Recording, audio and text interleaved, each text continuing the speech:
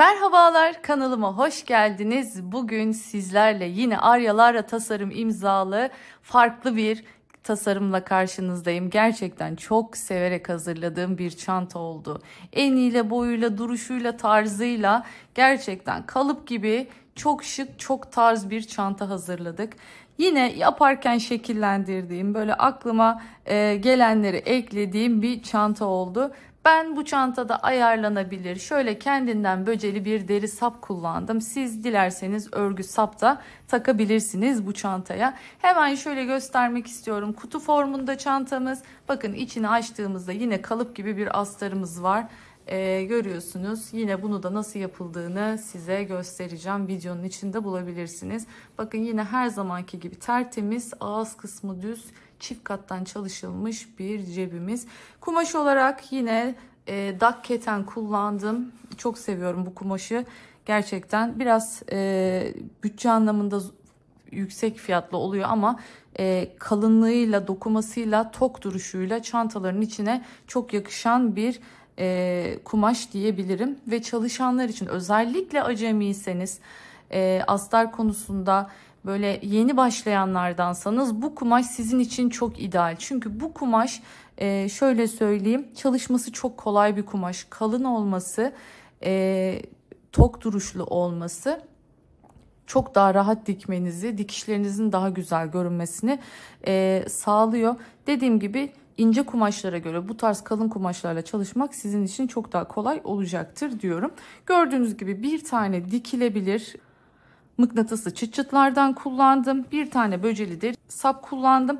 Ve bu çantamızda 100 gramlık bir adet açık saman rengi, yine 100 gramlık bir adet siyah renkte Milano rafyalardan kullandım. Şöyle benim büyük bobinlerim olduğu için hani onları göstermem biraz zor oluyor ama şöyle şu şekilde 100 gramlık bobinlerden aldığınızda yeterli olacaktır. Tabii ki de illaki bu rafyayı kullanmak zorunda değilsiniz. O zaman siz de istediğiniz rafyayla ya da kağıt iple bu çantayı örebilirsiniz. Ancak bu durumda birazcık tabii ki de ne değişecektir? Ölçüleriniz birazcık değişebilecektir. Onda da bence bu çanta zaten olabildiğince minimalist bir boyda, daha büyük olması, biraz daha büyümesi rahatsızlık vermeyecektir. O yüzden rahatlıkla makrome olsun, rafya olsun, kağıt ip olsun, istediğiniz ipi kullanabilirsiniz. Hemen başında bir ölçülerini göstereyim. Şöyle 24,5 santim şöyle bir enimiz var.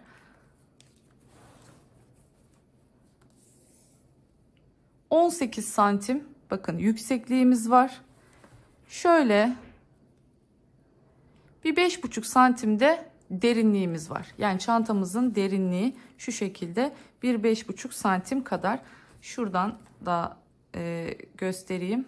Bakın şu şey kısımlarını saymıyorum. Şu kabartılı taç kısımlarını saymıyorum. Onları sonradan yapıyoruz. Evet, gördüğünüz üzere 5,5 santimlik. Bu çantamızda şöyle kapak kısmı da toplamda ne kadar onu da hemen söyleyeyim. Şimdi çantaların videosunu çekiyorum ve her çantayı ben bir kere ördüğüm için sonrasında atıyorum bir yıl sonra soru geliyor. İşte şurası ne kadar, burası ne kadar diye. İnanın hatırlamam şansım yok. Ben de her şeyi videonun içinde veriyorum ve bakacak olduğumda ben de videodan bakıyorum. O yüzden sizlerden ricam videolarımı dikkatli bir şekilde izlerseniz tüm soruların cevabını onun içinde bulabilirsiniz. Bakın görüyorsunuz 15,5 santimlik toplamda bir kapak boyumuz var. Bu çantanın tüm detaylarını bu videonun içinde bulabileceksiniz. Her aşamasını detaylı bir şekilde göstermeye çalıştım. Umarım beğenmişsinizdir. Umarım bu çantayı benimle örmeye karar verirsiniz diyorum. Hala kanalıma abone olmadıysanız kanalıma abone olup beni desteklerseniz çok mutlu olurum. Biliyorsunuz abonelikler tamamen ücretsiz. Videolarımı beğenip yorum yapmayı unutmazsanız da ayrıca mutlu olurum.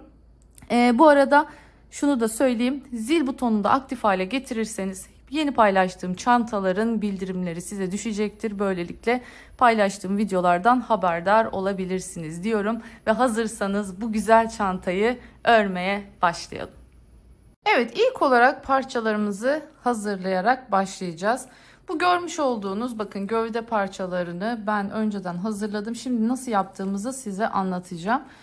Şimdi burada sayılarımız önemli. Sayı neden önemli? Çünkü şu görmüş olduğunuz çanta kapak kısmı motiften oluştuğu için her zaman için motifte de toplamda burada 5 motif kullanacağımız için bir motifin kenarında ortalama 10 ilmek olarak düşündüğümüzde burada ne yapmış oluyoruz? Otomatikman onu dengeleyecek şekilde sayıyla başlamamız gerekiyor. 5 motif koyacağım için mesela burada 50 adet çakma sık iğnem var.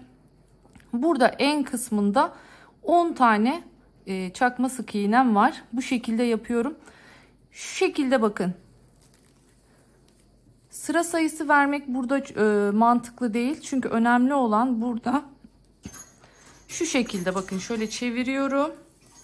Sonra bunu böyle kaydırdım. Şöyle çevirdiğimde bunun tam gelmesi gerekiyor. Bakın tekrar gösteriyorum. Şunu şu şekilde çevirdiniz. Sonra bunu bu şekilde çevirdiğinizde tam gelmesi gerekiyor. Bu şekilde tam olarak yapmak istediğiniz uzunluğu elde edebilirsiniz. Hemen ben yine de söyleyeceğim size. Bu çantamızın yanları. Ben yanlarını siyah yaptım. Bakın 5 santim eninde, görüyorsunuz 15 santim boyunda 2 adet yan parça hazırladım siyah renkte. Şöyle boyu 34 santim olacak şekilde, eni 22 santim olacak şekilde de bu görmüş olduğunuz ana gövde parçamı hazırladım. Bakın bu da normal hasır renginde, açık saman renginde bunu hazırladım. Şimdi dilerseniz bir motifimizle başlayalım. Size 2 tane motif yapımı göstereceğim bugün. Bir tanesi tek renk yapımı, bir tanesi de renk değişimi. Şimdi her motifi göstermeyeceğim çünkü farklı farklı motifler kullandım. Burada önemli olan şey şu. Her sırada istediğiniz rengi kullanabilirsiniz. Renk değişimi olduğunda motifi nasıl öreceğiz? Tek renk olduğunda motifi nasıl öreceğiz? Asıl bilmemiz gereken nokta bu. Şimdi bunları şöyle kenara alıyoruz ve öncelikle bu parçaları nasıl örüyoruz onu göstereceğim. Şimdi sayı olarak şöyle söyleyeyim. Burada 50 tane çakma trabzanım olduğu için 52 zincirle başlıyorum. Bakın 50 tane olduğu için 52 zincirle başlıyorum. Burada ise 10 tane çakma trabzanım olduğu için 12 zincirle başlıyorum. 2 tanesini yandaki yükseklik için yapıyorum. Bunu unutmayalım. Şimdi ben çekmesi kolay olsun diyerekten 50 santimlik olanı, bu parçayı değil de bu parçanın örülüşünü göstereceğim size. Zaten bu onun büyük hali. Yani aynısı. Dediğim gibi 50 artı 2 ile başlıyorsunuz burada. 10 artı 2 ile başlıyoruz burada. Hemen dilerseniz yapmaya başlayalım. Kamerada görmesi daha rahat olması açısından açık renkle göstereceğim ben size.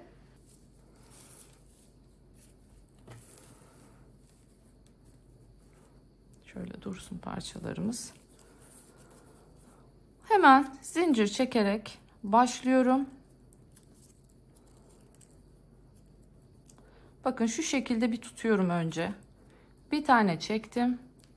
Bir tane daha çektim ve bunu sıkıştırdım. Bu benim ilk zincirim olmuş oluyor. Sonrasında çok geniş olmasın, ağız kısmı böyle gevşer.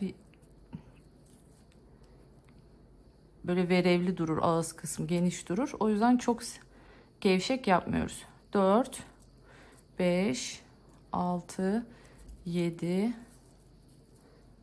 8, 9, 10. Bakın bu 10 tane çakma trabzanım için, 2 tane de yükseklik için çekiyorum. 11, 12. İpimi doladım. Şimdi 2 taneyi bırakıyorum.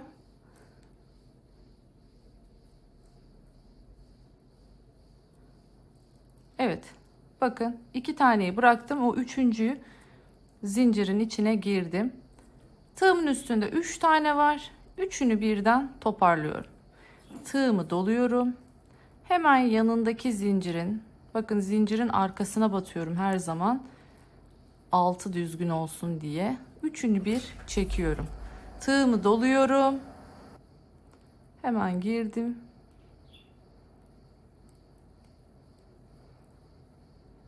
Tabii arkalara battığımızda girmek daha zor oluyor ama daha düzgün bir zemin elde etmiş oluyoruz.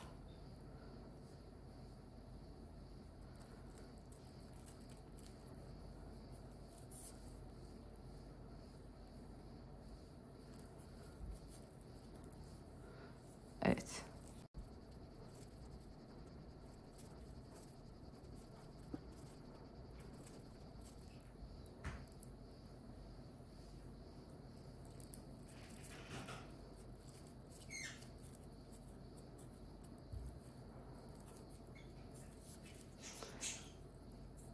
Evet, son trabzanımıza da battık.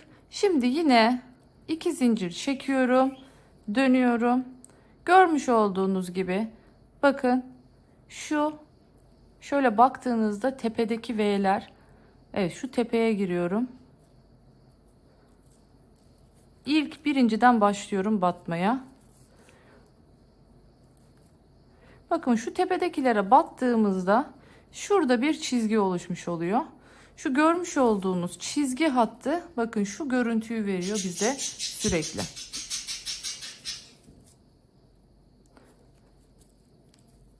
Battım. Üçünü bir topladım.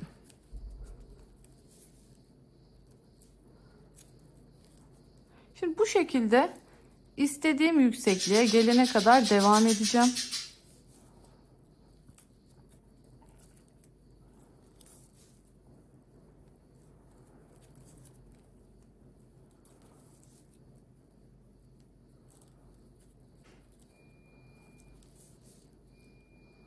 Sonuncuya da batıyorum. Evet. Bakın bu şekilde git gel git gel 15 santim olana kadar bunu 2 zincir çekip dönüyoruz, unutmayalım.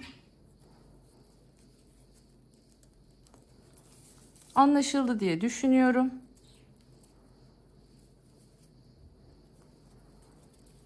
Tekrar söylüyorum, başlangıç zincirinizi gevşek çekmeyin. Çantanız, yani şu görmüş olduğunuz parçanın ağız kısmı yayık olur.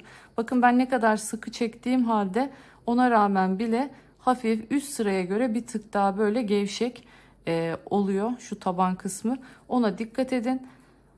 Şimdi 15 santim olacak şekilde iki parça bundan örüyorum. Hangi renk istiyorsanız, ben siyah yapmak istedim. Siyahla örüyorum. İki parça bundan örüyorum. Sonra 50 artı 2 zincirle başlayıp 50 çakma trabzandan oluşan git gel git gel şekilde bu parçayı örüyorum. Ve sonrasında motifleri örüp motifleri önce şu ana gövdemize birleştireceğiz. Ondan sonra yan parçaları birleştireceğiz. Dilerseniz hemen motifleri yapmaya başlayalım. Şimdi kara motifler hazırlıyoruz. Kara motifler hazırlarken ne yapıyoruz? Hemen sihirli halkayla başlıyoruz. Bakın sihirli halka yapmak için şöyle aldım, çevirdim, elimin üstüne bir çarpı yaptım. Görüyorsunuz. Şu ipi tutuyorum sıkıca, bu ipi bırakmıyorum. Alttan tığımı soktum. Bakın başı aşağıya bakıyor. Çengeli aşağıya bakıyor. Bu ipimi çektim ve bakın yukarı doğru çengeli çevirdim. Bir ilmek çıkarttım buraya. Hemen bunu sıkıştırıyorum ve böylelikle sihirli halkamı oluşturmuş oldum. Sihirli halkada en önemli noktalardan bir tanesi, bu ipimizi içinden yürüterek devam ediyoruz. Yani örerken hep iki ipin üzerine örmemiz gerekiyor. Şimdi 7 tane sık iğne yapacağız buraya. 1 2 3 4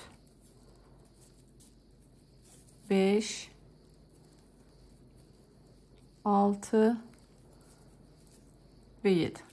7 taneyi yaptım. Şimdi güzelce sıkıştırıyorum. Bakın ben rahat asılıyorum. İpim çünkü benim kopmuyor. Siz daha temkinli bir şekilde sıkıştırmanızı yapın.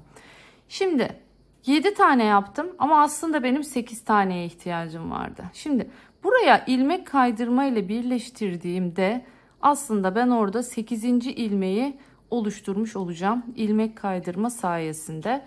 İlk ilmek biraz sıkışır. O yüzden ona girmek biraz zor olabiliyor. Evet, girdik. İlmek kaydırmamızı yaptık.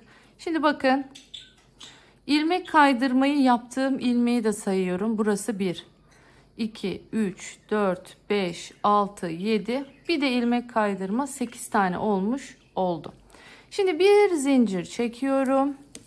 Zincir çektiğim, bakın çektikten sonra aynı noktaya tekrardan giriyorum. Ve buraya bir tane normal sık iğnemi yapıyorum. Hemen yanındakine geçiyorum. Köşe oluşturmaya başlayacağız şimdi. Buraya 3 tane sık iğne yapıyorum. 2 ve 3 tane sık iğnemi yaptım. Hemen yanındakine bir tane batıyorum. Yanındakine 3 tane. Aynı yere 3 tane battığımız yerler bizim köşelerimiz olmuş oluyor. Yine yanındakine 1, yanındakine 3 tane.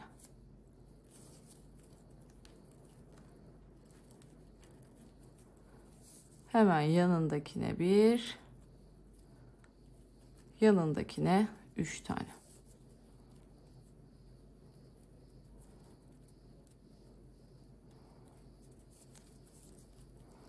Evet.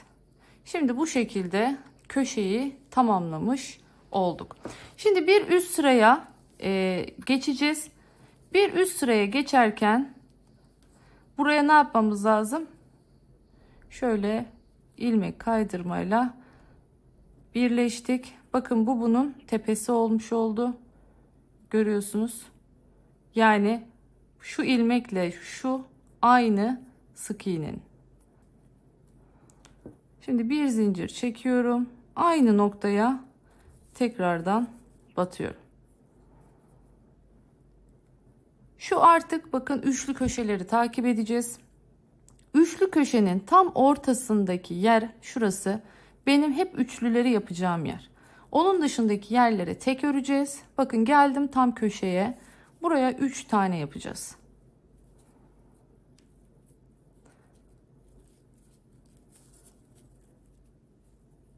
Yanındakilere tek devam ediyorum.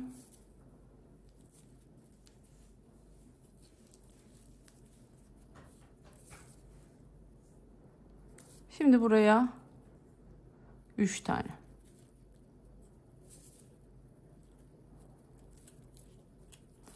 Yaptığım üçlülerin ortası, bakın bir sonraki sırada köşeyi koyacağım yer. Bunlar önemli. Eğer şaşırıyorsanız ilmek tutturucu koyabilirsiniz. Bakın ilerliyorum. Geldim bakın köşedeki üçlünün ortasına. Bu orta noktaya şöyle yaklaştırayım bakın. Şurada 1, 2, 3 tane sık iğne var. Üçüncünün tam ortası benim 3 tane sık iğneyi yapacağım yer.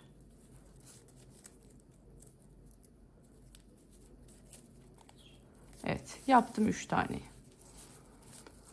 Şimdi yanındakinden itibaren devam ediyorum. Tek yapmaya. Bakın 3 tane araya tek yaptım. Şimdi köşedeyim.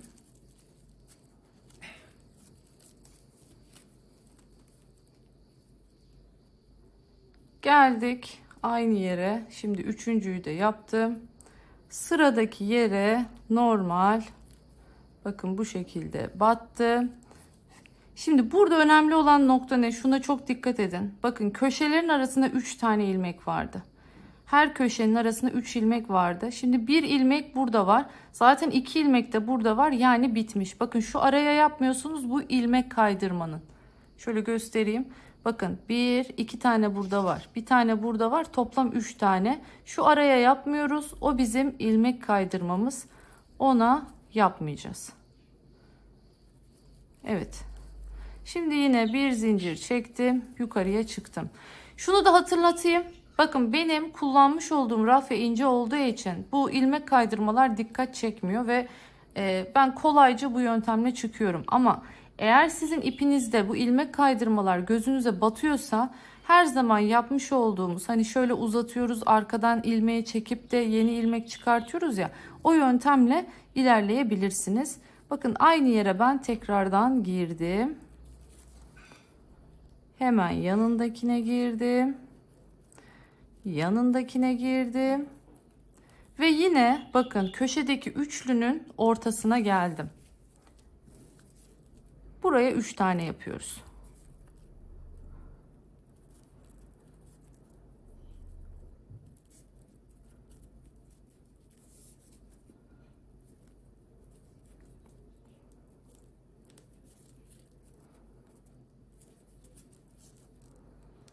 Bakın. Bu sefer aralarda 5 tane tekimiz var. İki köşe arasında 5 tek yapıyoruz. Burada 1 vardı. Burada 3 vardı. Burada görüyorsunuz 5 tane var. Şimdi geldim köşeye, yine 3 tane yapıyorum. Şimdi mantık anlaşıldı diye düşünüyorum. Tek renk ördüğümüzde bu şekilde ilerliyoruz.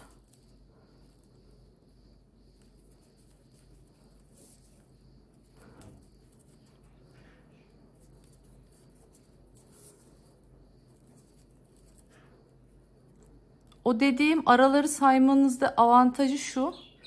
Ola ki özellikle ekleme yerinde yanlış yapıp yapmadığınızı kontrol edebilirsiniz. Eğer bir kenar diğer kenarlardan bir ilmek bile büyük olursa tam kareyi elde edemezsiniz. O yüzden saymanız, birleştirme yerinde saymanız bu anlamda önemli oluyor. Onu da hatırlatmış olayım. Bakın geldik yine köşedeki üçlü. Köşedeki üçlünün ortasına 3 tane.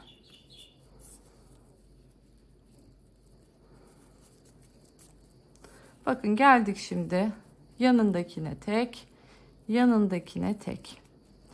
Evet, 2 tane burada var. Bakın görüyorsunuz 3 tane de burada var. Etti toplamda 5 tane. Şu ara ilmek kaydırmaya ne yapmıyorum? Yapmıyorum. Hemen tekrardan ilmek kaydırdım. Bir zincir çektim. Aynı yere tekrardan battım. Ve böylelikle bir üst sıraya çıkmış oldum. Aynen. Bu sefer aralarda 7 tane var. Köşedeyim bakın. Köşeyi 3 tane. Araya 7 tane. 2 3 4 5 6 bakın 7 tane tekimi yaptım. Şimdi tam dikkat ettiyseniz köşenin orta noktasındayım. Buraya 3 tane yapıyorum.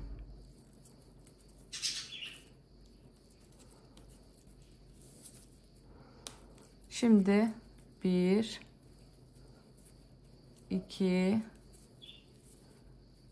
3 4 5 6 7 tane ortaya. Bakın geldik yine köşeye. Köşeye üçlü. Son sıradayız şu anda. Motifimiz bitmek üzere. Bu tek renk yapacak olduğumuz motif. Tek renk olursa bu şekilde yapıyoruz. Eğer iki renkli motif yapacak olursak da o zaman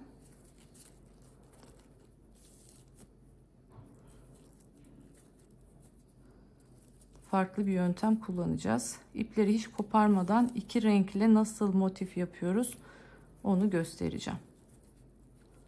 Evet, geldik köşeye bakın. 1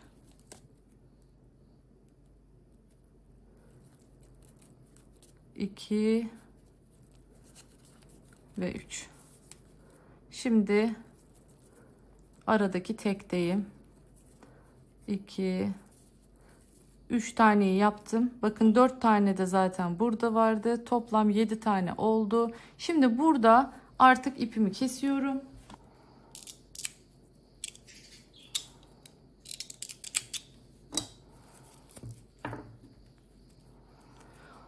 Şimdi ilk yapılan, bakın şu yukarı çıktığım zincir bu değil. Bunun yanındaki ilk sık iğnenin tepesine arkadan şöyle girdim. İlmeğimi geçiriyorum. Şimdi bakın ipin çıktığı ilmek bu. Buradan arkaya doğru gidiyorum.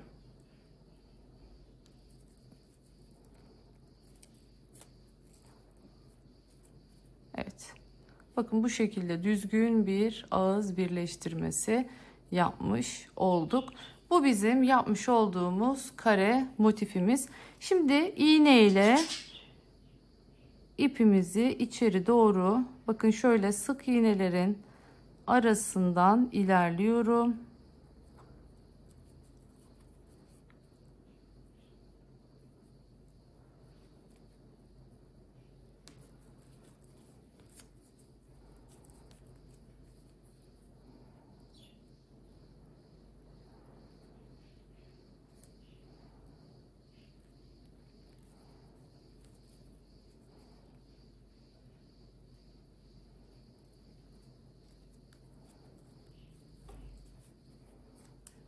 Evet.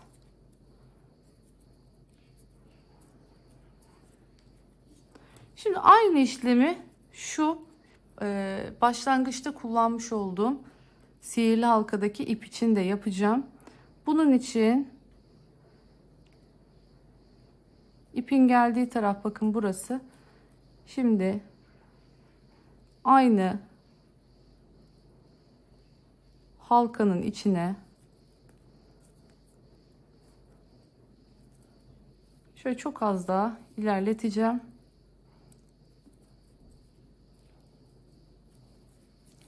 Buradan bile kesseniz normalde sıkıntı değil. Çünkü zaten bu ipi biz ilerlettik içinde. Evet.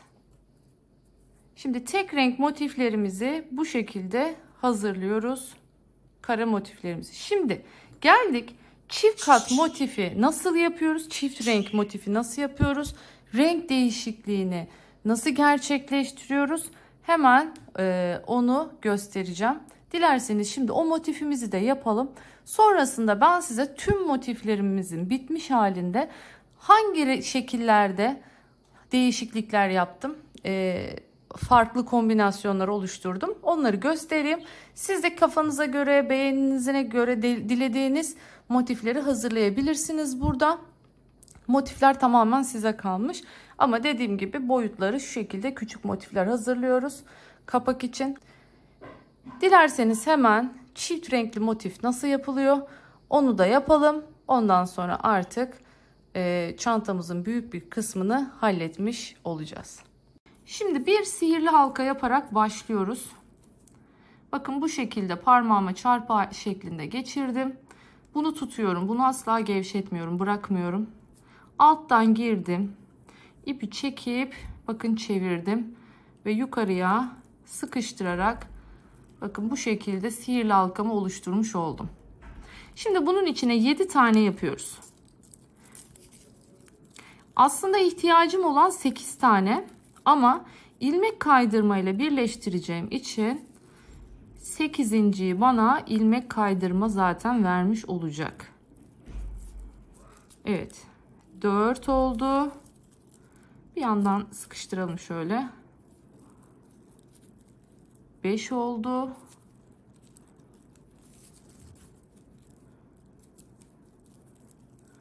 6 ve 7.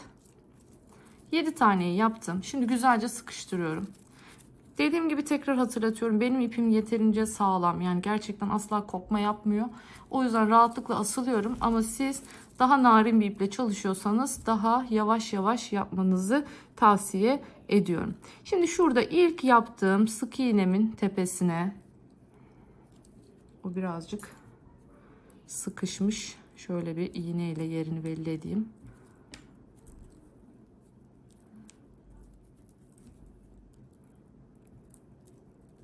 Evet. Şöyle bakın, ilmek kaydırma ile birleştirdim. Şimdi bu şekilde ilmek kaydırma yaptığımda bir tane battığım yer 1, 2, 3, 4, 5, 6, 7 ilmek kaydırmamda 8. olmuş oluyor. Şimdi bakın, bu ilmeği bu şekilde uzatıyorum ve bırakıyorum.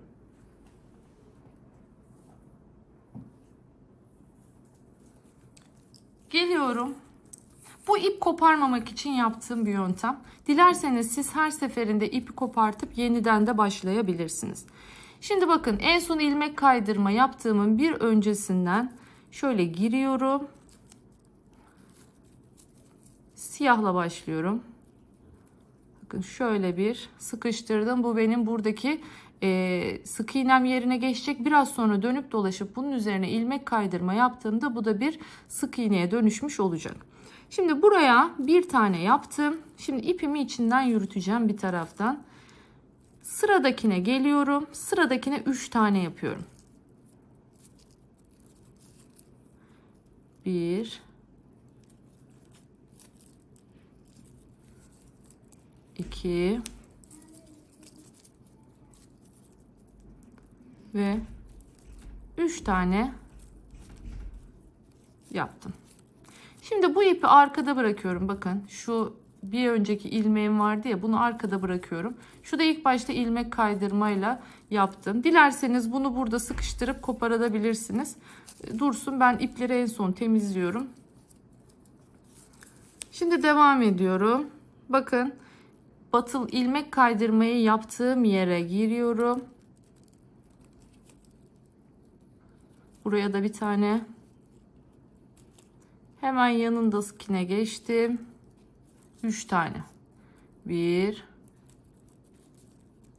2 3. Hemen yanındaki bir taneyi yaptım. Geldim yanındakine. 1 2 3. Yanındakine tek, yanındakine 3. Böylece 4 tane üçlüler köşeye gelmiş oluyor. Böylece toplamda 4 köşeli bir kare elde etmiş olduk. Bakın, şimdi bu benim ilk yaptığımda, hatırlarsanız bu biraz sonra sık iğneye dönüşecek demiştim. Nasıl dönüşecek? Bir sonraki ilk yaptığım sık iğnenin tepesine giriyorum. Bakın, girdim ve ilmek kaydırdım. Artık bu ilmek şu alttaki sıkıştırdığımın üzerine gelmiş oldu. Bakın, bu ilmeği uzattım şimdi. Görüyorsunuz. Bu şekilde karemizi oluşturduk. Şimdi hemen geçiyorum. Şu fazlalığı keselim artık.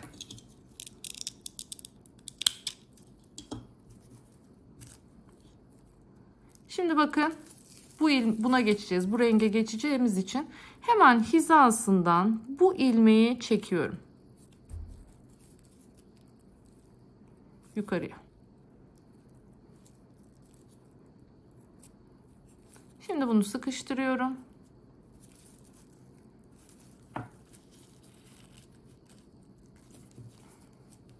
Ve yine buraya bir ilmek yaptım. Bu benim ilk sık iğnem olmuş oluyor. Şimdi şu köşedeki üçlüye gelene kadar her gördüğüme tek batacağım. Şimdi köşedeki üçlünün göbeğine geldim. Bakın, üçlünün tam ortadaki ikincisindeyim. Buraya 3 tane yapıyorum. 1 2 ve 3. Şimdi önümdekilere tek devam ediyorum. 1 2 3. Şimdi yine köşenin ortasındayım. Buraya 3 tane. 2 ve 3.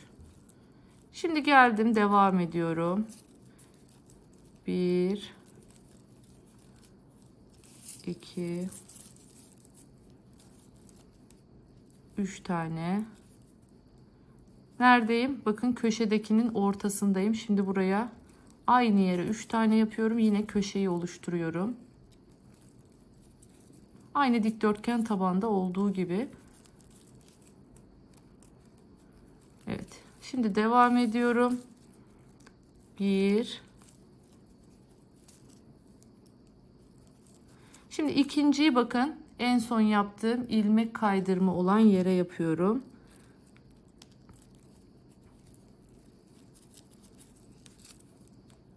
2. Şimdi nereye yapıyorum? Bakın ilmek kaydırmayı yaptım. Battığım yere yapıyorum.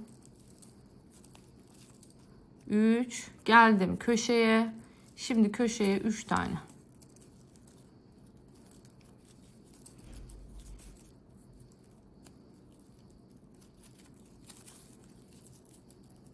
Evet. Şimdi artık bakın bu ilk yaptığımdı. Hemen bir sonraki sık iğnenin tepesine ilmek kaydırıyorum. Bu ilmek bunun üstüne gelmiş oluyor. Bakın ikinci rengimizi de oluşturduk. Uzattık çıkmasın ilmeğimiz diye. Şimdi bir diğer siyahtayız. Bakın siyahı öne çekeceğim bu sefer. İlmeğimi geçiriyorum. Çektim öne. Şimdi sıkıştırıyorum. Evet. Bu benim birinci ilmeğim olmuş oldu. Hemen yanındakinden devam ediyorum. Köşeye kadar geleceğim. Köşede yine 3 tane yapıyoruz. Bakın köşenin ortancasındayız. Tam ortasındayız. Buraya 3 tane yapıyoruz. 1 2 ve 3 tane battım aynı yere. Şimdi normal bir devam ediyorum. 1. Bakın ilmek kaydırma yaptığım yerdeyim. 2. ilmek kaydırmayı battığım yer. 3 4 5. Geldim köşeye bakın. Bakın ilkinde aralarda bir tane vardı. İkinci sırada aralarda 3 tane vardı. Ondan sonra pardon burası zaten şey. Burada 1 vardı. Burada 3 vardı. Şimdi 5 oldu. Yani köşeler arasında 5 olmuş oldu. Evet 3 taneyi yaptım köşeye. Şimdi devam ediyorum. 1 2 3 4 ve 5. Bakın yine geldim köşeye. Köşeye 3 tane. Aynı noktaya 3 tane yapıyorum. Devam ediyorum. 1 2 3 4 ve 5. Şimdi yine geldim. Bakın köşedekinin ortasına buraya. Siz eğer karıştırıyorsanız işaretleyici takabilirsiniz köşelere. Her zaman yaptığınız üçlünün ortasındakine takabilirsiniz. Devam ediyorum. Şimdi yarısını daha önce yapmıştım. Kalan yarısını da şimdi yapıyorum. Ve geldim. Bakın yine bir sonraki sık iğnenin tepesine ilmek kaydırdım. Ve siyahla artık işim bittiği için siyah ipi burada kesiyorum. Bunun biraz sonra üstünü örerken gizleyeceğim. Şimdi hasır rengimle, açık saman rengimle devam ediyorum. Şimdi tam hizası nerede? Çekelim onu öne. Şimdi sıkıştıralım. Evet. Devam ediyorum. Köşeye kadar. Mantık anlaşıldı diye düşünüyorum. Motifim küçük olduğu için bakın hiç kesmedim. Direkt baştan sona veriyorum. Köşeyi üçledik. Devam ediyoruz. Bakın şimdi 7 tane olacak. 2 3 4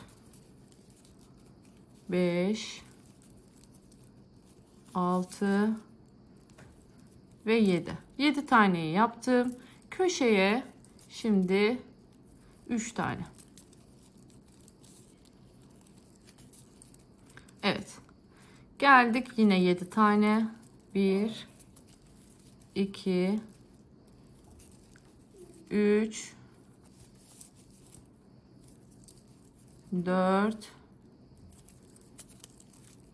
5 6 7.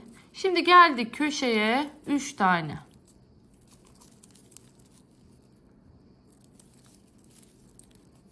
Devam ediyorum.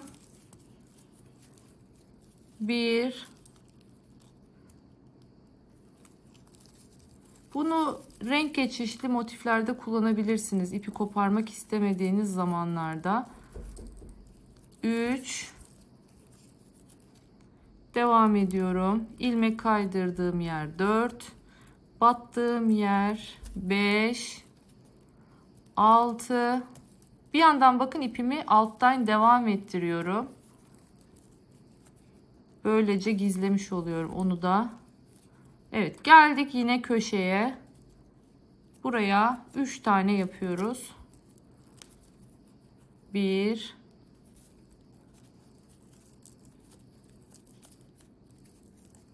2 ve 3. Devam ediyorum. Şimdi artık bitiyor. Son 3 ilmeğimizi yapıyoruz. Bunu artık çok fazla dolaştırdık. Keselim, önümüze dolanmasın.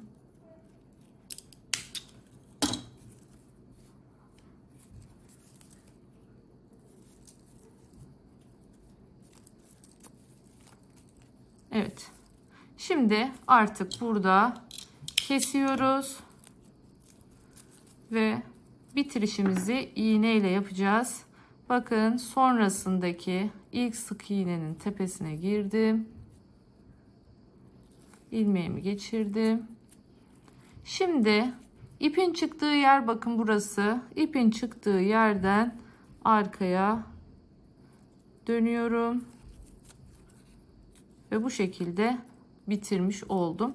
Şimdi iplerimi içinden yürüteceğim. Yine bunu da tam göbek olduğu için mutlaka birazcık ilerletiyorum şöyle. Ondan sonra keseceğim. Bu şekilde motiflerimizi tamamlamış oluyoruz. Evet, parçalarımı hazırladım. Görüyorsunuz ben desenlerini bu şekilde tercih ettim. Şu görmüş olduğunuz 4 taneyi her sırada bir tane olacak şekilde yaptım. Bir renk olacak şekilde. Bunu zaten açık samanla başladığım için açık samanla bitti. Bunları siyahla başladığım için siyahla bitti. 2 tane bundan, 2 tane bundan hazırladım. Bakın buradaki örneklerimizde 2 sıra 2 sıra 1 sıra şeklinde. Bu da aynı şekilde. Ama bakın tam tersini yapıyorum renk olarak. Aynı motif farklı renkte çıkmış oluyor. Yine en arkada ise görüyorsunuz 1 2 1 1 şeklinde karemizi oluşturduk. Dilerseniz bu şekilde şöyle biraz daha ortalayayım. Bir ekran fotoğrafı çekerekten motiflere bakabilirsiniz. Gördüğünüz gibi aralara ise ne yaptım? Normal düz motifler ekledim. Toplamda 2, 4, 7 tane normal şu şekilde düz motif yapmış olduk. Diğerlerini ise dediğim gibi istediğiniz renk ve istediğiniz sırada siz dizayn edebilirsiniz. Size kalmış. Birebir yapmak istiyorsanız da bunları aynısını hazırlayabilirsiniz. Şimdi dilerseniz birleştirmeye başlayalım. Motiflerim karışmasın. Şöyle ileriye alıyorum bunları. Şu şekilde. Bunları ileriye çekiyorum. Şimdi şu 2 sırayı önüme alıyorum. Bakın şu şekilde önüme aldım. Birleştirmeye başlayacağım çünkü. Önce dikey olarak birleştireceğim. Sonra yatay olarak birleştireceğim. Burada dilerseniz tam tersini de yapabilirsiniz. Hani önce yatay birleştirme sonra dikey birleştirme de yapabilirsiniz. Burada hangisi sizin kolayınıza geliyorsa. Dilerseniz yatay yapalım. Daha işimiz kolay olsun. Dikey birleştirmeler daha kolay oluyor çünkü. Şöyle alıyorum bakın önüme. Sıralamayı karıştırmamak için. Şimdi şu kenardaki 2 taneyle başlayacağım. Ben birleştirirken siyah ipi tercih ediyorum. Siyahla birleştireceğim. Siz dilerseniz açık renkle de birleştirebilirsiniz. Hemen aldım 2 motifimi. Şu görmüş olduğunuz üçlünün bakın şu ortasındaki motife giriyorum. Yine burada şu görmüş olduğunuz köşe üçlünün ortasına giriyorum. Girdim. Alttan ipimi çekiyorum.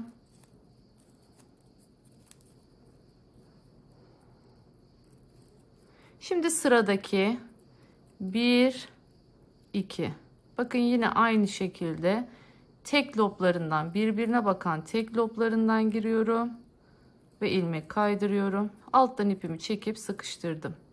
Şimdi sıradaki bakın sıradaki birbirlerine bakan tek loblardan girdim. İlmeğin içinden geçirdim. Sıradaki girdim. İlmeği bakın bu şekilde ilmek kaydırmayla birleştiriyorum. Dilerseniz dikerek de birleştirebilirsiniz motiflerinizi. Ben bu şekilde birleştirmeyi tercih ediyorum genellikle.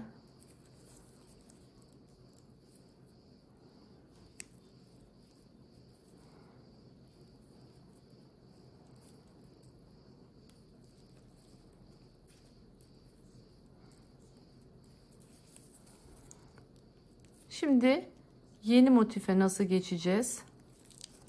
Onu göstereceğim.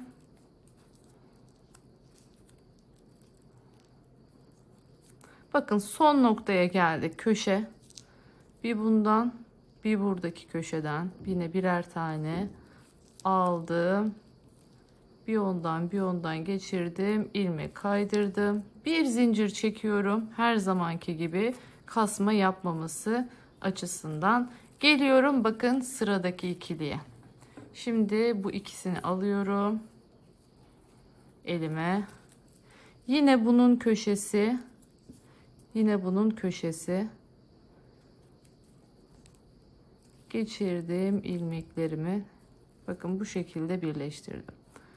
Sıradaki geçirdim, ilmek kaydırdım. Yanındaki ilmek kaydırdım.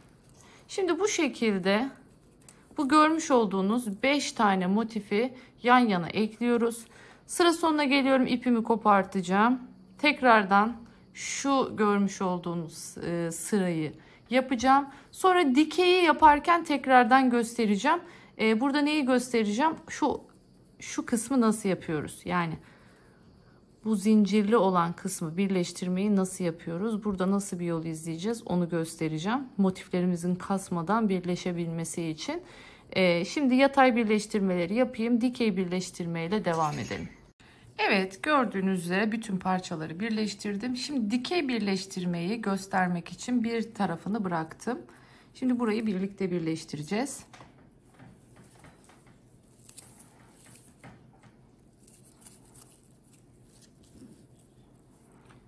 Hemen yine bakın tam köşe ortasından giriyorum. Buradaki köşe ortasından da giriyorum. Aynı şekilde.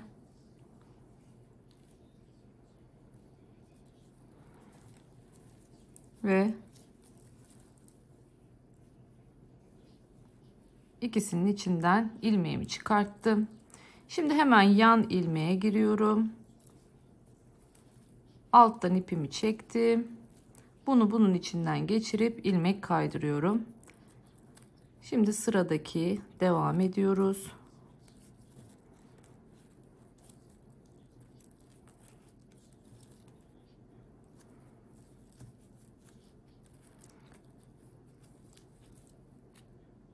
Burada önemli olan kısım köşe kısmı. Köşelerin kasma yapmaması için zincirle destekliyoruz.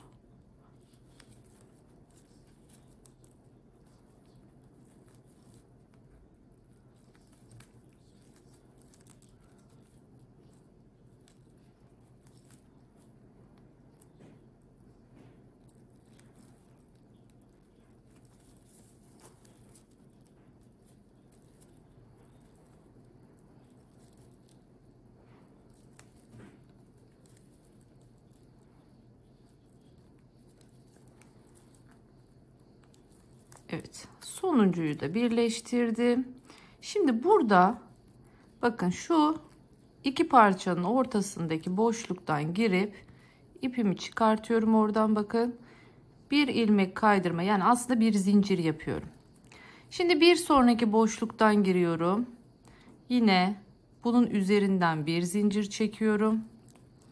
Sonrasında normal bir şekilde sıradakiyle birleştirmeye devam ediyorum.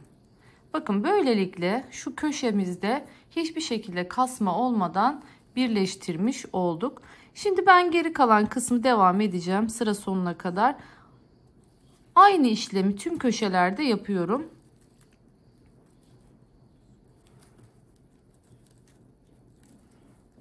Bakın şöyle görüyorsunuz, hiçbir şekilde kasma olmadan birleştirdik. Şimdi aynısını devam edeceğim. Sıra sonuna kadar yapıp geliyorum. Evet, şimdi geldik artık kapağımızla gövde kısmını birleştirmeye. Bakın şu şekilde şimdi sıralı bir şekilde ilerleyeceğiz. Burada görmüş olduğunuz gibi en son kenardan şuradan başlıyorum. Ama yine her zamanki gibi iki lobunu değil, tek lobunu alacağım. Aynı şekilde burada da köşeden başlıyorum. Şu zincirden başlayacağım. Bakın şu kenardan yine onun da tek lobunu aldım. Alttan ilmeğimi çekiyorum. Bundan da geçiriyorum. Şimdi geldik yanındakine. Burada da yanındaki ilmekten giriyorum. Yine çıkarttım. Bunu bunun içinden geçirdim. Alttaki iple sıkıştırıyorum. İpleri en son hepsini gizleyeceğim. Bakın sıradakinden devam ediyorum.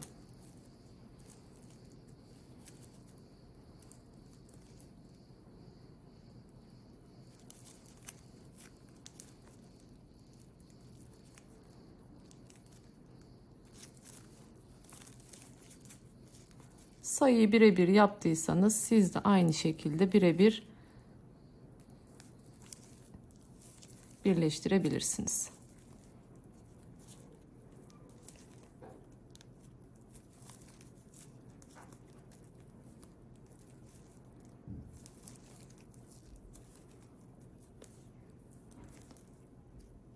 Hemen yanındaki devam ediyorum. Şu ilk köşeyi geçelim. Onu da göstereyim. Sonrasını aynen devam edebilirsiniz siz de. Evet. Bakın buradaki son ilmekle birleştirdikten sonra şimdi geliyorum. Şu buradaki en son bir zincir çekmiştim. Bakın bu zincirin içine giriyorum. Ve sıradaki ilmeğe geçip şöyle ikisini birleştiriyorum. Hemen yanındaki bakın motifin ilk ilmeğine geçtim artık. Devam ediyorum. Böylece buradaki zincir de şuradaki köşeyi tam düzgün olmasını sağlamış oluyor. Bitirirken yapmış olduğum son zincir. Bakın göstereyim. Hepsinde son ilmek kaydırmayı yaptıktan sonra bir zincir çekip öyle bırakıyorum. Böylelikle oraya da batmış oluyorum.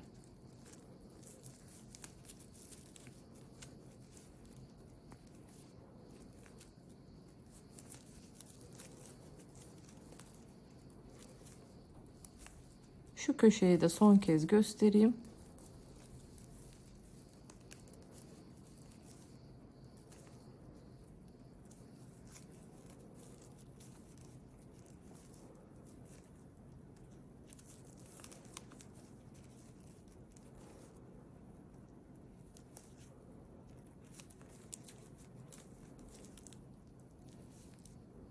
Evet, bakın sonuncuyu yaptım. Şu araya batmıyorum. Bakın bu birleştirilirken kullanılan ilmek.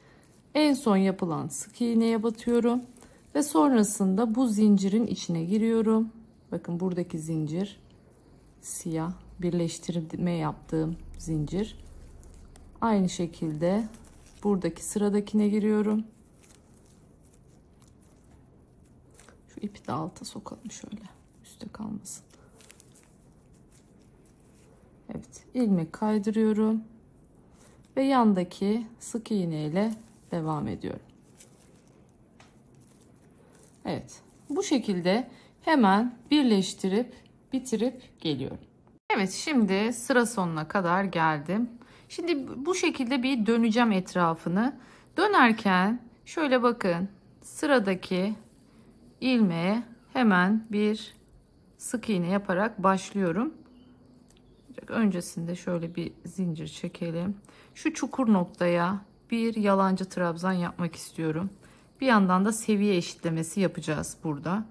Bakın yanındaki sık iğneden de bu şekilde sık iğne yaparak ilerleyeceğiz. Biliyorsunuz ister istemez şu köşe birleşim yerlerinde bir çukurluk oluşuyor. Böylelikle onları dengelemiş olacağız.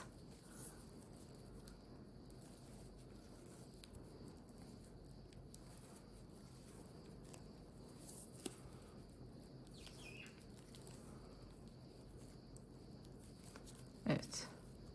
Son sık iğneye de battık. Şimdi bakın buraya batacağız. Buraya batarken ne yapıyorum? Yalancı trabzan, yalancı sık iğne dediğimiz uzun bir artıp o şekilde yapıyoruz. Aynı şekilde bakın şurada bir tane daha var. Bir tane daha yapıyorum buraya. Yalancı trabzan. Böylelikle seviye farkını eşitlemiş oluyorum. Bakın 2 ara noktaya yaptım. Normal sık iğneme devam ediyorum.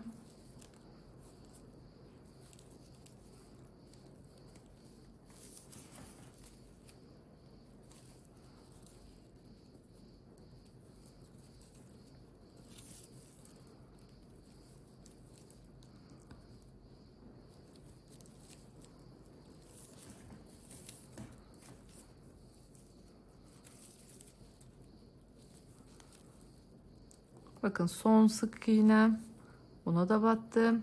Şimdi çakma trabzan, o yüzden ipimi doladım. Bir tane buraya, bir tane de buradaki birleşim yerine. Bu arada ipleri de içinden yürüterek bu arada gizleyebilirsiniz. Bu aşamadayken uçlardaki ipleri böylelikle yok edebilirsiniz. Şimdi şu köşeyi de gösterdim mi? Tamam, gerisini zaten artık anlaşıldı diye düşünüyorum. Bu şekilde dolaşacağız. Köşede tercih olarak ben köşeli kalmasını istiyorum. Köşeli kalmasını istediğim için tam köşe noktasına yine 3 tane batacağım ki köşeyi dönmüş olalım. Bakın tam köşedeki üçlünün ortasındayız. Buraya yine 3 tane yapıyorum. 1 2 ve 3 tane yapıyorum. Böylelikle köşeyi rahat bir şekilde dönmüş oluyoruz. Bakın birazcık da olsa şu hattı ne yapmış olduk? Düzlemiş olduk. Şimdi devam edelim. Yanındaki sık iğneden devam ediyorum. Bakın dikkat ettiyseniz ben arka loblara batmayı tercih ettim. Motif hattı oluşturmak için. Ama siz dilerseniz hepsine birden de batabilirsiniz.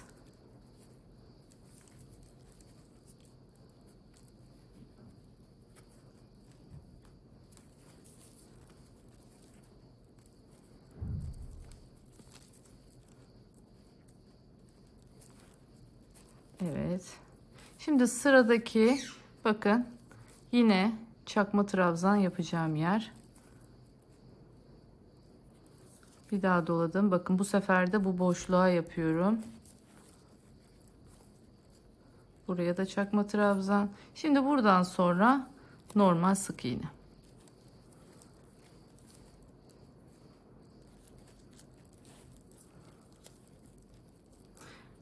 Evet. Şimdi bu şekilde şu örnek kısmı bir tamamlayalım. Sonra burayı da dönmeye başlayacağım aynı şekilde ama burayı dönerken nerelere batacağız onları göstermem gerekiyor. O yüzden buraya kadar gelelim. Buraya geldikten sonra şimdi artık baştan başlayacağız pır etraf dönmeye. Evet, dolaştım geldim. Bakın en son şu birleşim yerine geldiğimde bu sefer bir seviye farkı yok. Bakın oradaki gibi. O yüzden herhangi bir şekilde burada çakma sık iğne yapmadım. Normal şu şekilde bir sık iğne yapacağız. Ama burada ip değişimi yapacağım. Gövdeyi hasır renkle dolanacağım.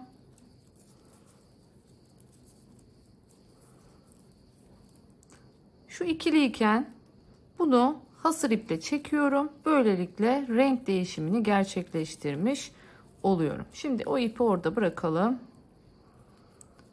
Onu keseceğim biraz sonra. Şimdi önüme gelen ilk o kenarda bir zincir vardı hatırlarsanız. Bir zincirin göbeğine battım. Şöyle bir zincirin alt kısmına battım. Şimdi artık bir trabzan göbeğine bir altına diye ilerleyeceğim.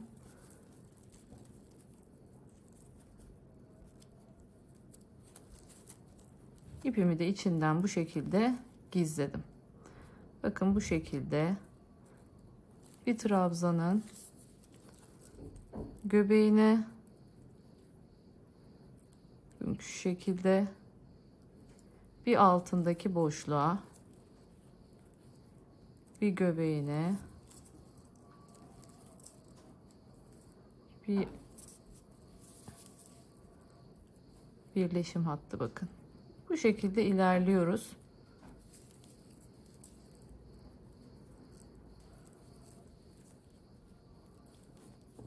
Çok fazla böyle bakın yani burada şunun sayısının bir önemi yok bizim için. O yüzden çok esneme yapmasın. Germeyecek şekilde ya da böyle marullanmayacak şekilde önüme gelen noktalara şu şekilde sık iğne yaparaktan yoluma devam edeceğim.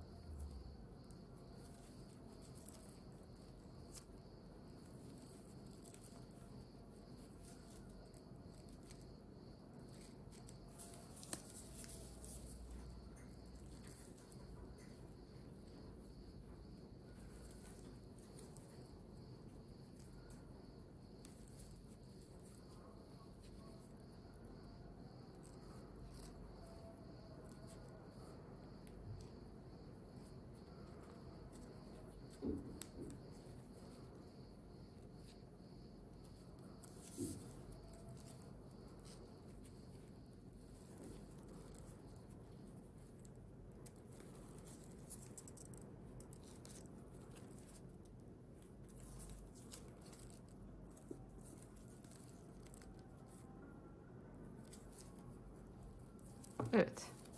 Şimdi bu canınızı sıkmasın. Çünkü bunun üzerini biz kapatacağız. Biraz sonra kapatacağız. Nasıl kapatacağız? Bir kemer yapacağız saç örgüsünden. Böyle bir hat olarak dolaşacak. Şimdi onun altına açıkçası şimdi şu kapakta takacağımız için kapakla beraber bunu da genişletmek için aynı şekilde ilerliyorum. O yüzden şöyle bir hem birleştirme kolay olsun diye bir hat oluşturacağım. Tekrar söylüyorum. Marullanma yapmasın. Kasma da yapmasın. Bunu dengeleyecek şekilde yapmanızı tavsiye ediyorum. Bu şekilde dolaşıp geleceğiz. Sonrasında ikinci sıraya geçeceğiz. Bir tur daha dolaşacağız. Ondan sonra artık burada bitireceğiz. Battığınız yerler tamamen tekrar söylüyorum size kalmış. Bakın ben bir açılma hissettim burada. Görüyorsunuz şöyle bir açılma var. Demek ki benim sık iğnelerim fazla geldi. O zaman ne yapıyorum? Bakın hemen geri dönüyorum. Demek ki fazla sık attım sık iğnelerimi. Şöyle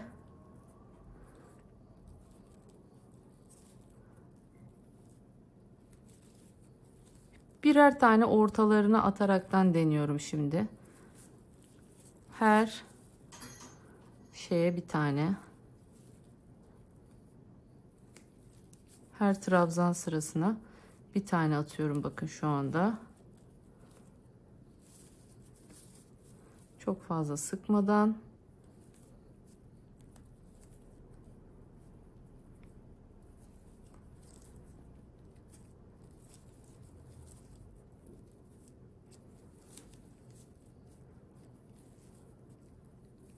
Evet bakın bu şekilde iyi geldi.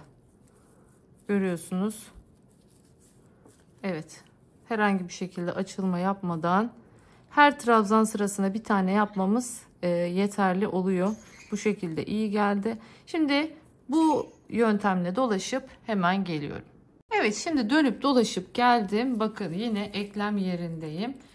Bu şekildeyken yani tam sık iğneyi şöyle bitireceğim aşamadayken ipimi değiştiriyorum.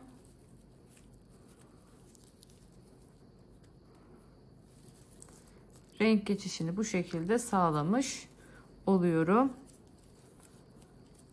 Şimdi siyah ipi içinden yürütmeye devam edeceğim. Burada hemen sıradaki sık iğnemin tepesinden devam ediyorum.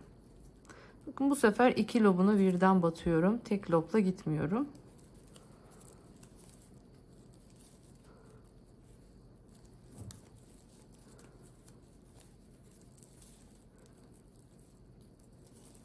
Artık işim kolay çünkü her yeri sık iğne olarak hazırladığım için buradan sonra dümdüz devam edeceğim yoluma.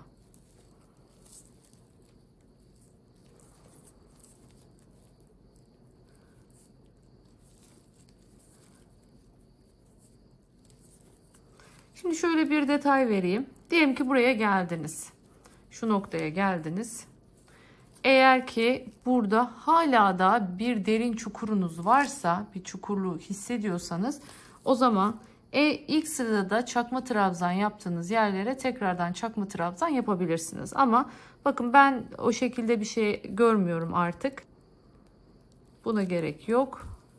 Ne yapıyorum? Normal yoluma sık iğne olarak devam ediyorum.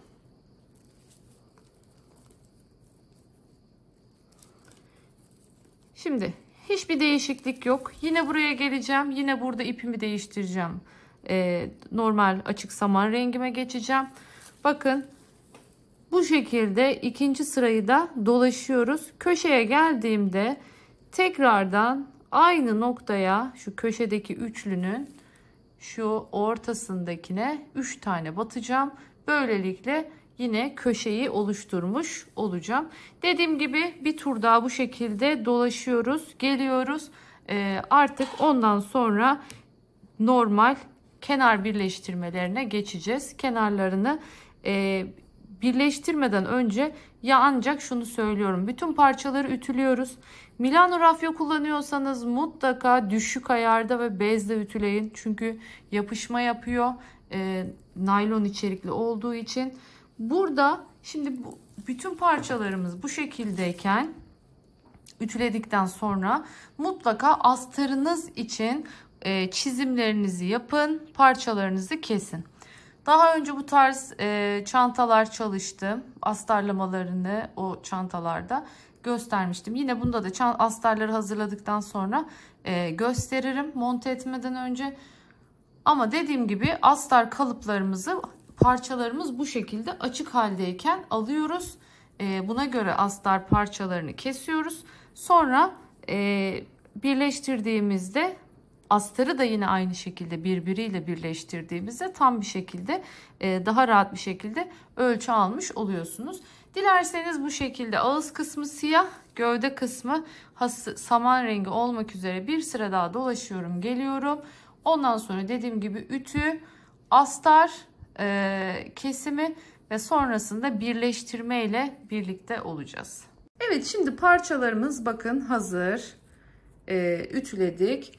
Bunlara göre de kalıplarımızı hazırladık ve astarımız dikildi. Şimdi ben kanvas kullandım. Bakın şöyle gösteriyorum.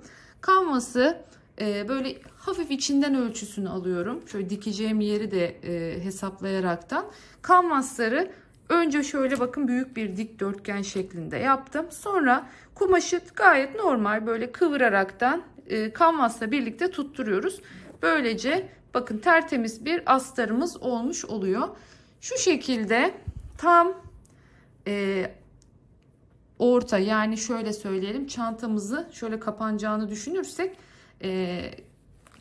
şu sırt kısmına gelecek şekilde bakın cebimizi de öncesinde dikiyoruz. Etiketimi de diktim, her şeyimi hazırladım. Aynı şekilde şu yan parçalar için de bakın küçük kanvasları bu şekilde hazırladık. Astarlama işlemlerini bitirdikten sonra ise artık çantamızla bu parçaları kavuşturma kısmına geçeceğiz. Birleştirme kısmına geçeceğiz. Onu göstereceğim. Çıt çıtları daha sonra üstten sonradan dikeceğim. Onu zaten gösteririm. Dediğim gibi bu şekilde astarlarımızı hazırlıyoruz. Ondan sonra dikip en son birleştirmesini yapıyoruz. Gerçekten şahane bir çanta oluyor. Evet. Artık yavaş yavaş sona yaklaşıyoruz. Bakın bu şekilde çantamızı astarladık gayet güzel bir şekilde. Astarını elle dikmeyi düşünüyordum ama sonradan baktım çok uzun sürecek. Makineyle dikmeye karar verdim. Çünkü açıkçası bir fikir geldi sonradan aklıma. Çantayı full bir şekilde etrafını şöyle şu şekilde bir bakın örgüyle yaptım bunu. Hani aynı saç örgüsü gibi şu şekilde dolaştırmayı düşündüm. Böylelikle aynı zamanda bu makine dikişleri de ne olmuş olacak? Kapanmış olacak. Bunu biraz sonra göstereceğim. Şimdi ama ilk olarak çantamızın ben bir tarafını ekledim. Bakın görüyorsunuz. Şu şekilde. Şimdi diğer tarafını da birlikte ekleyelim. Bakayım bir şurası. Şimdi hemen bakın köşe yerlerini önceden belirliyorum. Bunu yapmanın tabii ki de kolay yolu hemen şu şekilde orta noktasını bulup iki yanını ayarlıyoruz. Şu çantamızın şu enine göre hemen köşe noktayı buraya takıyorum.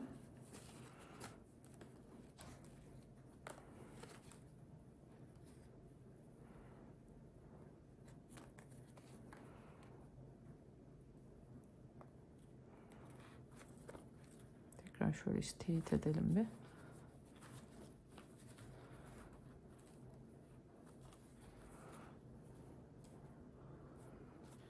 Evet. Şimdi burada şuna çok dikkat etmenizi istiyorum. Bakın buradaki köşe bağlantısını yaptığınız yerin, şurada bakın görüyorsunuz. Şu köşe bağlantısı yaptığınız yerin hizası burada aynı olmak durumunda. Eğer bunu aynı hizadan yapmazsanız çantanızın alt kısmı şu şekilde buruk olur. Güzel durmaz. O yüzden burada hangi sırada denk getirdiyseniz köşeyi burada da aynı sıraya denk getirmeniz gerekiyor. Siyahla yapıyorum ben birleştirmesini.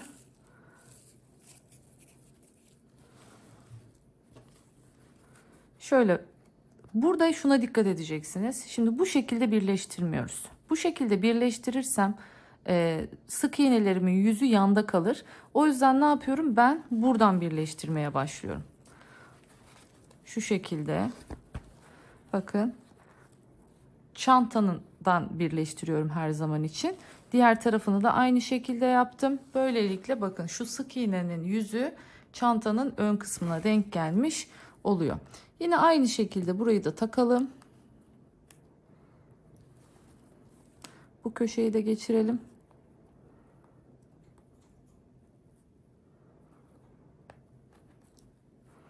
Köşeleri tutturmam yeterli oluyor zaten. Şimdi buradaki ilk ilmekten giriyorum. Bakın ilk hasır rengi ilmeğimden girdim. Buradaki şu ağız kısmındaki yine ilk ilmekten girdim. İpimi şöyle veriyorum. Ve bunu bu şekilde buraya sıkıştırmış oldum. Şimdi aynı noktadan tekrardan girip, burada da aynı noktadan tekrardan girip buraya bir sık iğne yapıyorum. Şu alttaki ipimi çektim. Şimdi ben onu normalde burada içinden gizleyebilirim. Şöyle biraz daha yaklaşalım, daha net görün. İçinden gizleyebilirim. Yani siz öyle yapabilirsiniz. Ama şimdi ben bu ipi buraya araya alırsam nerelere battığımı göremeyeceksiniz. O yüzden ben sonradan iğneyle gizleyeceğim. Hemen yanındaki ilmekten giriyorum. Bakın burada ikisine birden batıyoruz. Yani tek lobdan almıyorum. 2 ilmekten birden alıyorum. Karşısındaki şu çakma trabzanlı ördüğüm yerin tek ilmeğinden alıyorum. Neresi denk gelirse. Karşısında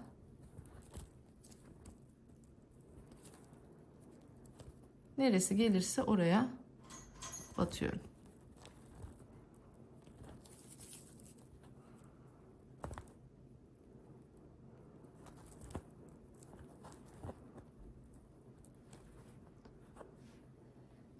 Giriyorum.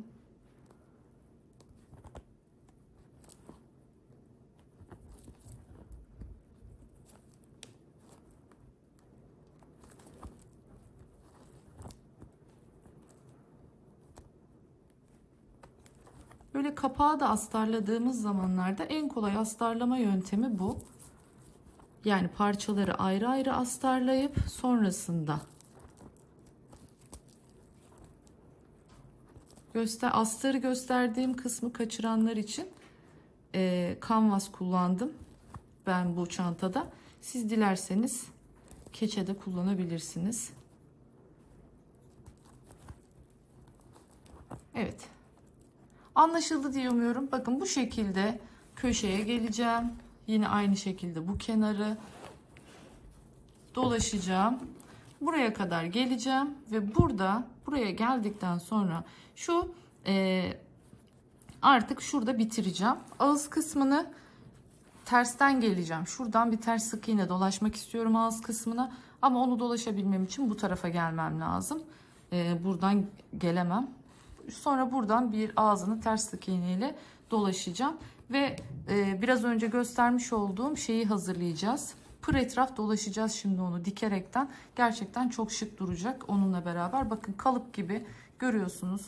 Tam bir kutu çanta ve çok ideal boyutlarda hazırlamış olacağız bu videoyla. Daha sonradan dikme çıt çıt kullanacağım. Dikerek kullanacağım burada çıt çıtları. Hem buraya hem de aynı şekilde buraya indirdiğimizde nereye denk geliyorsa onun hizasına çıt çıtımızı dikeceğiz. Ve bu şekilde çantamızı tamamlamış olacağız. Dediğim gibi ben deri sap kullanacağım. Siz dilerseniz örgü sap da örebilirsiniz. Evet, bakın geldim sıra sonuna kadar ilmek kaydırmayla şuraya bakın en son, yani daha önce bunun için batılmış olan yere de battım. Şimdi uzatıyorum, ters sık iğneye geçeceğim. Ters sık iğneye geçerken bakın şu arkada görünen açık samar rengindeki ilmeklerimize bataraktan ilerleyeceğiz. Bakın şöyle göstereyim, burada sırayla var. Şimdi ipimi uzattım. Bir tane atlıyorum. Bakın hemen şu görmüş olduğunuz bunu atladım. Buna giriyorum.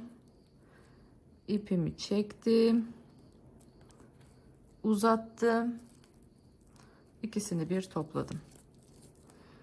Tekrardan uzattım. Bir taneyi atladım. Bakın yanındakine. Şöyle göstereyim buradan. Bakın bunu atlıyorum. Hemen yanındakine.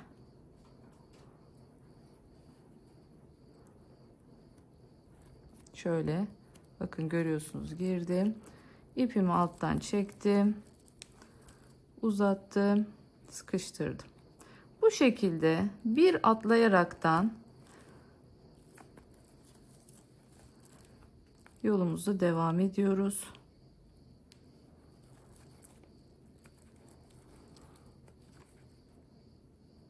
her ilmeğe yapmayın. Her ilmeğe yapmak yine çantanızın ağzını genişletir. O yüzden birer tane atlayarak yapın. Ben burada bir tık daha tığ küçülteceğim. Daha rahat girebilmek adına. Çünkü önceden ilmek kaydırma yaptığım için buralara girmek biraz zor oluyor. O yüzden 2,5 milimetrelik tığa geçtim bakın şu anda. Yani ben 3'ten 2,5'a geçtim. Mesela sizin tığınız neyse siz de yarım numara 1 numara küçüğüne geçebilirsiniz. Kaçla örüyorsanız.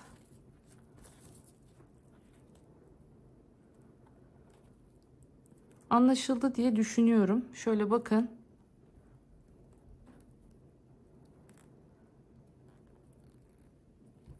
Bakın buna giriyorum. Bir taneyi atlıyorum. Diğerine giriyorum. Alttan ipimi çektim. Bakın içinden geçirmiyorum. Yanına ilmek olarak çekiyorum. Sonra ikisini birden çıkartıyorum. Kucağımda çok daha rahat batabileceğim şu an. Açıkçası tam göremeden batıyorum. Zaten gideceğimiz yerde kısa bir alan. Bakın bu şekilde ağız kısmını şimdi sonuna kadar geliyoruz. İpimizi kopartıp bitiriyoruz ve dediğim aşamaya şunu örmeye başlıyoruz. Rahat görünebilmesi için başka renk bir iple bunun nasıl örüldüğünü göstereceğim. Benim ipim çok ince. Çok ince olduğu için ben çift kattan yaptım. Ama sizin ipiniz bu kadar ince değilse normal tek katla da yapabilirsiniz. Yani başka iplerin tek katı gibi. Öyle söyleyeyim şu anda yapmış olduğum örgü. Hemen bunu da nasıl dikeceğiz, nasıl monte edeceğiz, nasıl yapacağız onu göstereceğim. Evet, şimdi bu görmüş olduğunuz örgüyü hazırlayacağız. Dediğim gibi bununla çevreleyeceğiz çantamızı. Çok güzel olacak. Ben tam ölçüsüne göre hazırladım. Biraz sonra ölçüyü nasıl aldığımı size göstereceğim. Ama öncesinde örneğin nasıl yapıldığını bir göstermek istiyorum. Rahat görebilmeniz açısından ben şu anda normal hasır rengi bir kağıt iple çalışıyorum. Siz normal ipiniz neyse onunla ve aynı tığla yapabilirsiniz. Bakın şöyle hemen bir zincir çekerek başlıyorum. İkinci zincirimi de çektim. Toplam 2 zincirim var. Hemen ilk zincirin içine giriyorum ve bir sık iğne yapıyorum buraya. Şimdi bu sık iğneyi yaptıktan sonra altta bakın 2 tane zincirimin şu altta kalan kısımlarına giriyorum. Bir buna girdim. Sonra döndüm bir de buna girdim. Şimdi ilmeğimi içinden çıkartıyorum. Uzattım bakın. İkisini birden topladım. Burada zaten ilk bunu yapana kadar her şey. Bunu yaptıktan sonra işimiz çok kolaylaşıyor. Şimdi baktığımız zaman artık hep kendinize bakan, yani şöyle ilmeği çıkarttığınızda kendinize dönük yerde 2 tane ilmek görüyorsunuz. Her zaman. Bakın 1-2 tane ilmek. İçine giriyorsunuz. Yine ilmek çıkartıyorsunuz. Normal sık iğne yapar gibi çekiyorsunuz. Bakın yine size bakan tarafta 2 ilmek var. Geldiniz bu 2 ilmeğe girdiniz. İçinden ilmek çıkarttınız. Uzattınız. İkisini bir çektiniz. Bakın yine size bakan tarafta 2 tane ilmek. Hep bu şekilde ikisine birden girdim. İlmek çıkarttım. Çektim. İkisine birden girdim. İlmek çıkarttım. Bakın bu şekilde.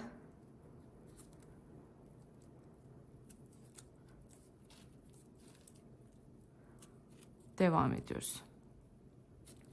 Hep o 2 taneye girip ilmek çıkartıyoruz.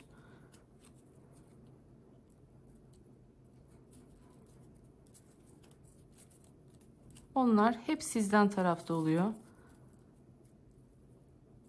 Giriyoruz.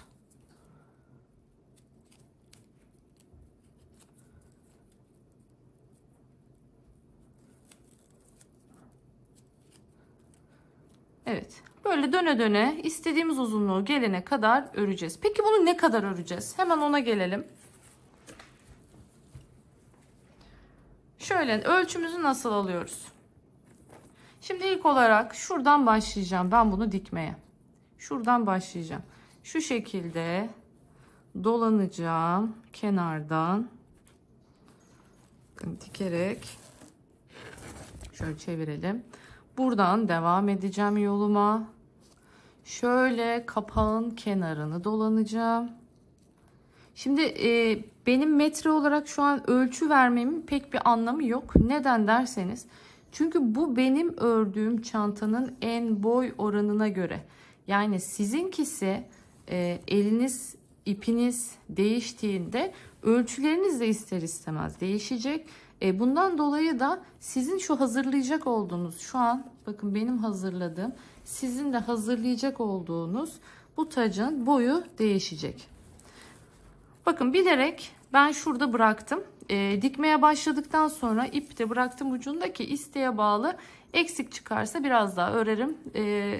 Fazla çıkarsa da geri sökerim diye ipin ucunu bu şekilde bıraktım, koparmıyorum. Dediğim anlaşıldı sanırım. Böyle boylu boyunca dolaşacağız. Yani siz de bu durumda bunu hesaplayacaksınız. Buna göre ölçünüzü belirleyeceksiniz. Şimdi ben bunu dikmeye başlıyorum hemen. Nasıl dikiyoruz? Hemen onu göstereceğim.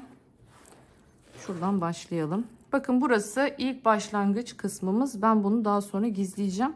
Şimdi hiç onu kullanmıyorum. Şuradan dikmeye başlayacağım. İpimi iğneme geçiriyorum.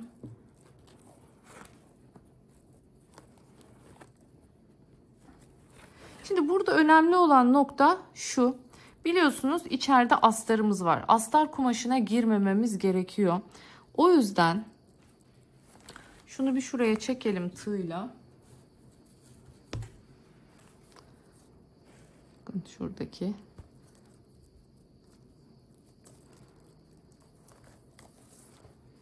Şunu bir şuraya alalım.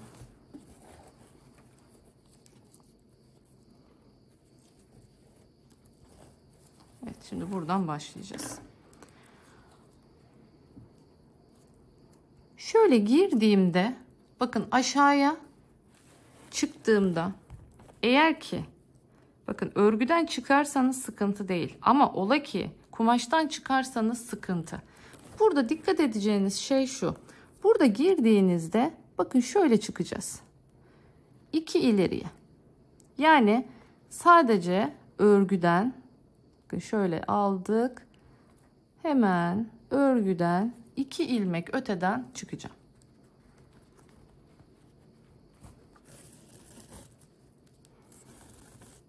Şöyle çok fazla uzun tutmayacağım. Dikmesi zor olsun istemiyorum. Bakın tam hizası nereyse oradan hemen yukarıya çıkıyorum tekrardan.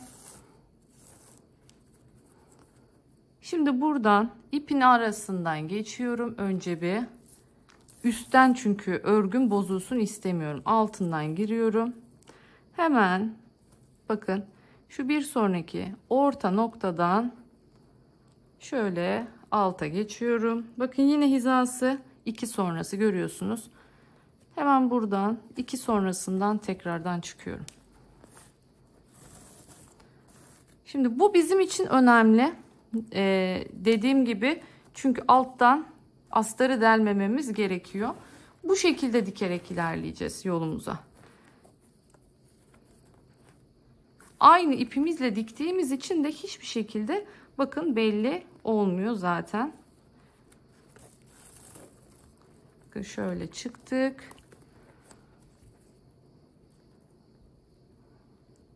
Tam ortadan çıkmaya çalışıyorum. Şurada bir üstünden şöyle geçiyorum. Hemen bir sonraki orta noktadan alta inip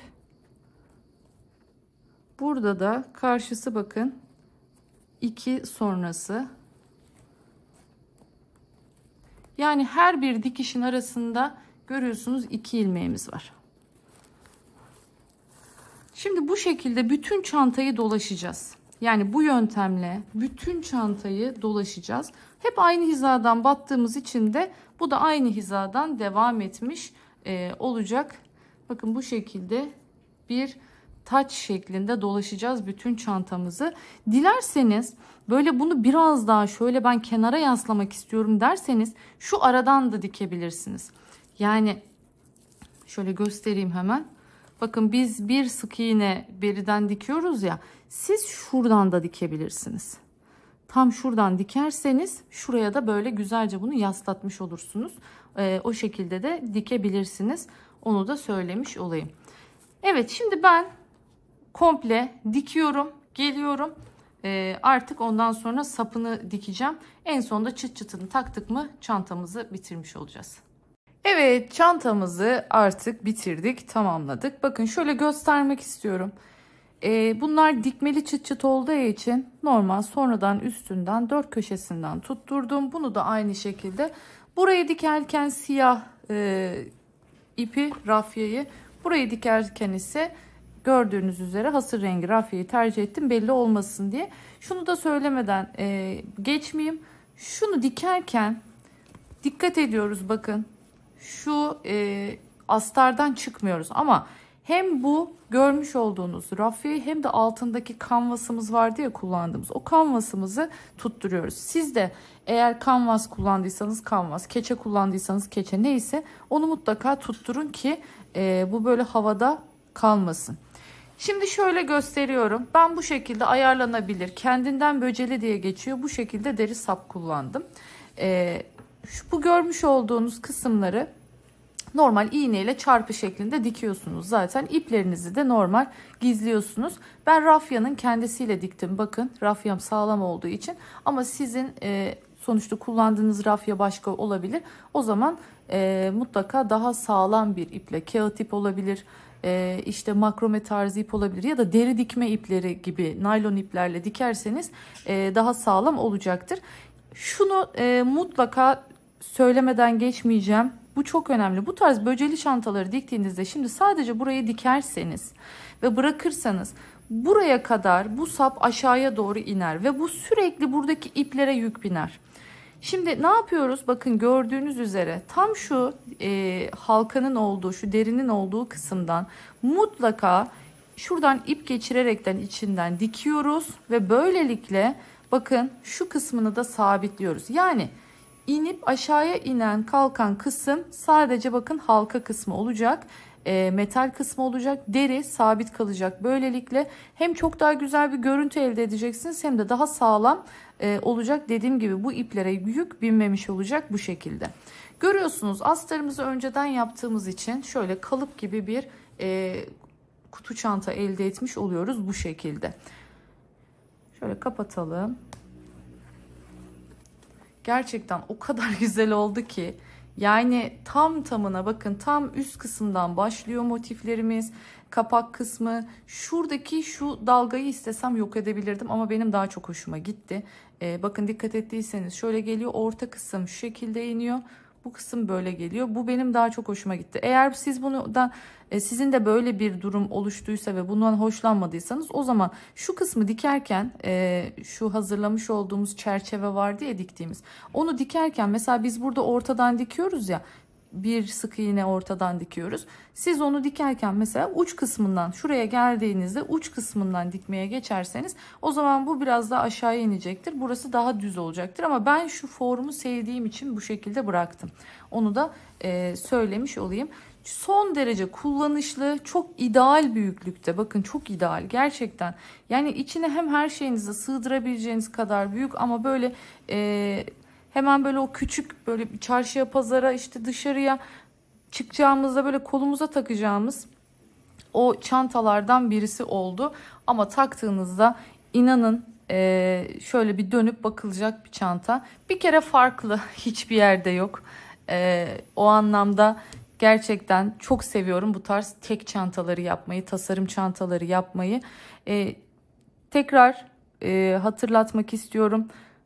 Lütfen çantanın tasarımı bana aittir. Videosunu çekmezseniz, çoğaltmazsanız çok sevinirim diyorum.